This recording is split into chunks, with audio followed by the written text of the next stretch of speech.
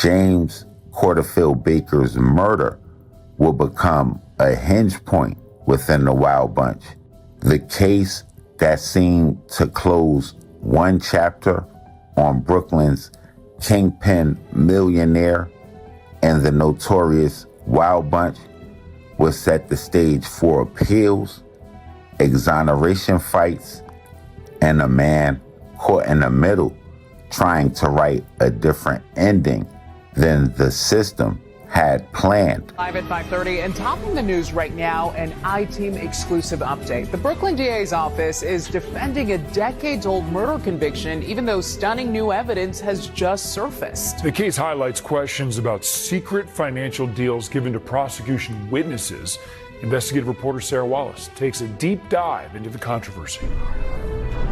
The Brooklyn DA's office here consented to a hearing on Lorenzo Glaspie's claim of actual innocence, but that meant they had to turn over a lot of evidence to the defense.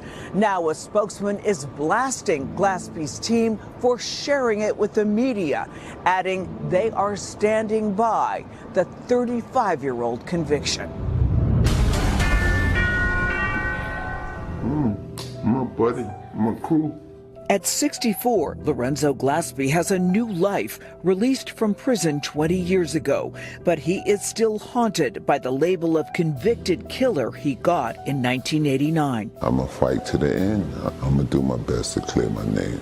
Back in January, we were in court when a Brooklyn judge ordered a rare hearing on new evidence surrounding Glaspie's conviction. Am I correct, Ms. Toder, that the prosecution is consenting to an evidentiary hearing with respect to the claims of newly discovered evidence and actual innocence? Yes, Your Honor. Glaspie and a co-defendant, Anthony Jennings, were charged and convicted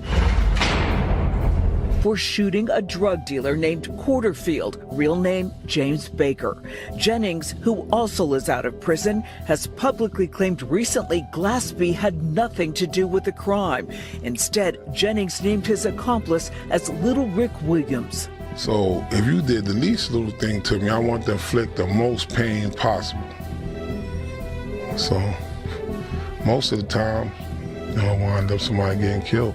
Glaspie's defense team says they just received scores of documents the judge ordered the Brooklyn DA's office to turn over, including critical information detailing benefits given to the prosecution's only witness, Barry Antley, who had recanted his testimony before he died in 2009. They've claimed that any benefit to Mr. Antley was speculative, entirely without merit. He was paid. He's paid for months afterwards. He's given money for meal allowances, incidentals, a security deposit on a new apartment, furniture, hundreds of dollars for furniture. It shocks the conscience. He came and testified at trial saying that he seen me do the shooting. I knew it was a lie because I'm innocent. The DA's office, now responding to the new evidence, maintains Antley was relocated and supported after the trial because of threats, adding it was a miscommunication when the office said last month a review of the trial file does not reveal post-trial contact between Antley and the KCDA. There's no indication that there's any threat to him. If we had not received this discovery in relation to the hearing, this lie may have been continued in perpetuity. But there's more controversy. This recording the defense team just obtained, not from the DA's office, but from a defense attorney representing Anthony Green, another Brooklyn man trying to prove his innocence. Reporter Chris Glorioso highlighted that case in May. You can hear a witness being questioned by Charles Lenehan, the chief of the DA's Conviction Review Unit, nearly 2 years ago. Without prompting, she mentions Little Rick as the shooter of Porterfield, the man Glaspie was convicted of killing.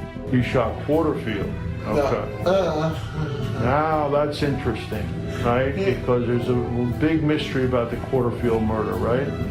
And you're saying Little Rick shot Porterfield.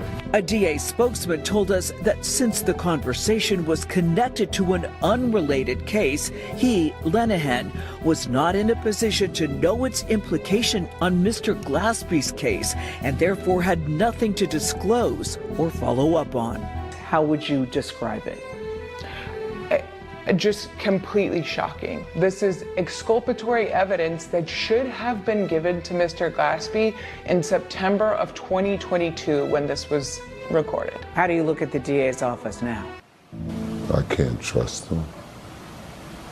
There's no trust in the system. A hearing date has not yet been set. The DA's office stressing it will be up to the defense to prove that the prosecution's star witness got a deal to testify.